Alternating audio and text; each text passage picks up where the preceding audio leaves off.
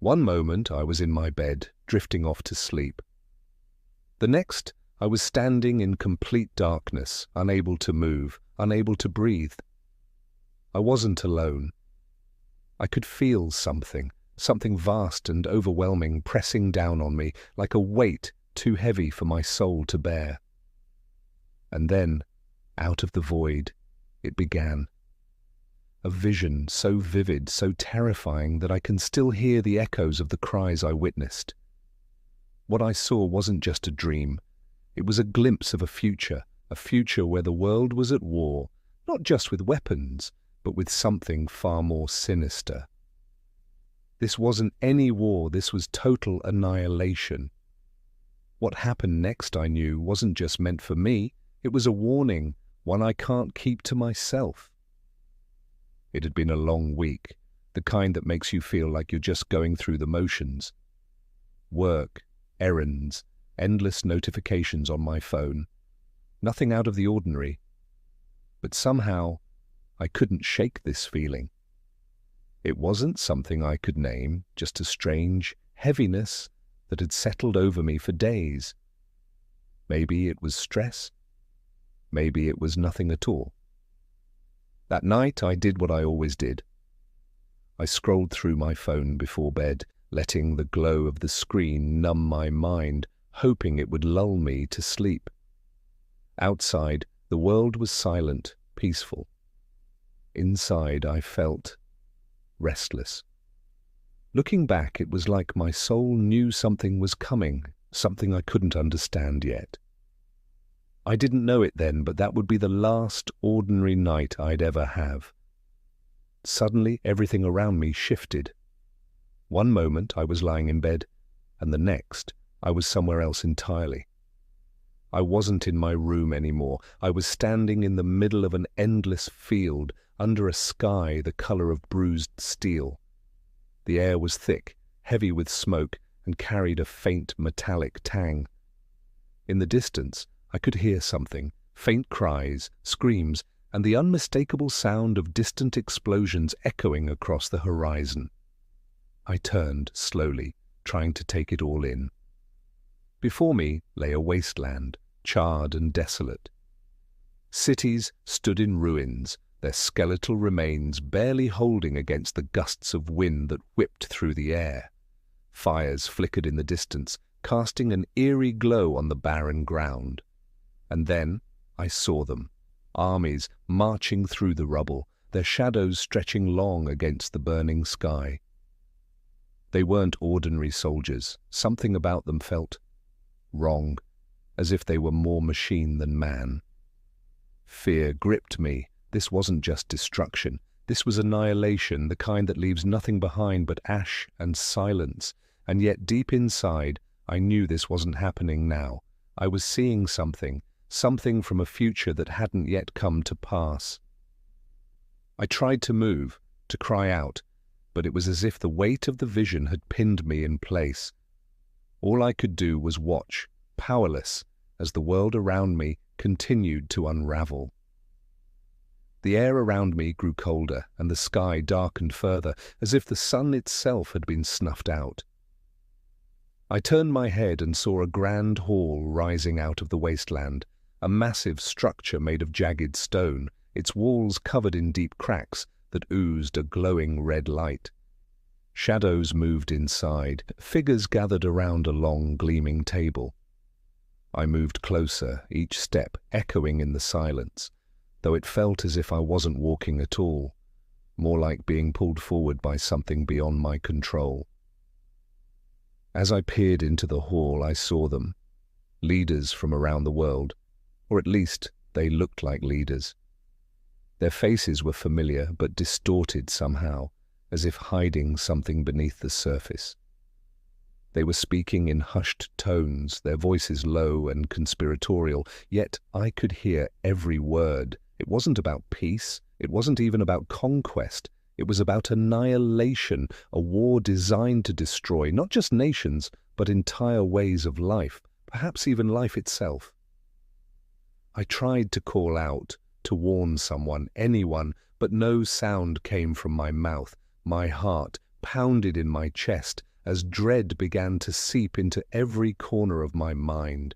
Suddenly, one of the figures turned toward me, as if sensing my presence. His eyes, empty, cold and lifeless, locked onto mine, and for a moment I felt completely exposed, like he could see right into my soul. I stumbled back, gasping for breath, but the vision didn't let go.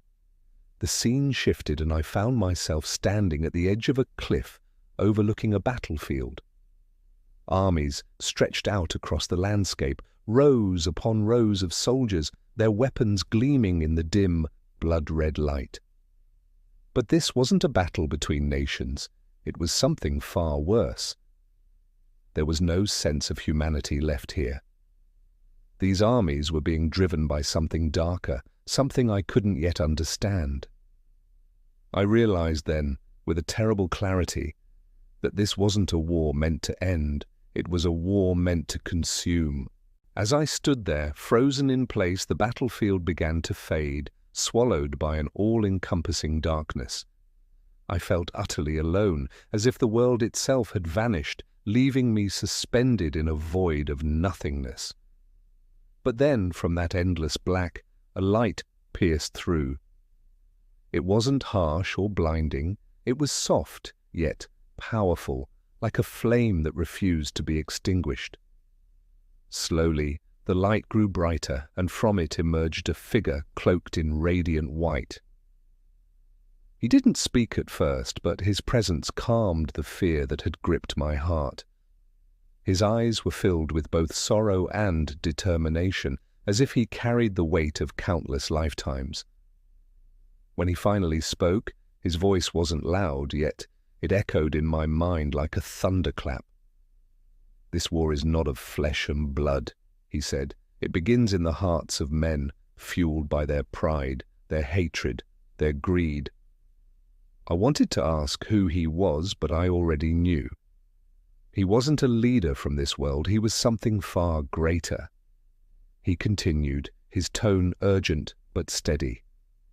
"If they do not turn back, if they do not choose unity over division, love over fear, this fate will become their reality. This war will consume everything." A sense of desperation welled up inside me. "What can I do?" I asked, my voice barely a whisper. "I'm just one person. How can I stop something like this?" The figure looked at me with compassion, and his answer was simple but profound. "Speak. Warn them. Tell them what you have seen. The time is short, but there is still hope.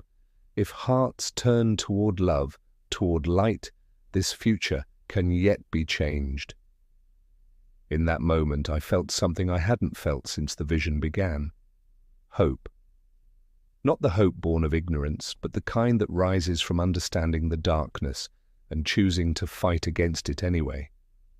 I knew then that this wasn't just a warning, it was a call to action. In an instant, I was back in my room. My body trembled, my heart raced, and tears streamed down my face. I sat there in silence, trying to process what I had just seen. It felt too real, too urgent to dismiss as a dream. That vision left me shaken, but more than that, it left me with a purpose. If you're hearing this, I believe it's for a reason. I can't stay silent, and neither can you. We may not be able to prevent every conflict in the world, but we can change the battles happening within us. This war begins in the heart, with how we choose to live, what we value, and how we treat one another. It's in the decisions we make every day, to love instead of hate, to build bridges instead of walls, and to seek peace in a world that thrives on division.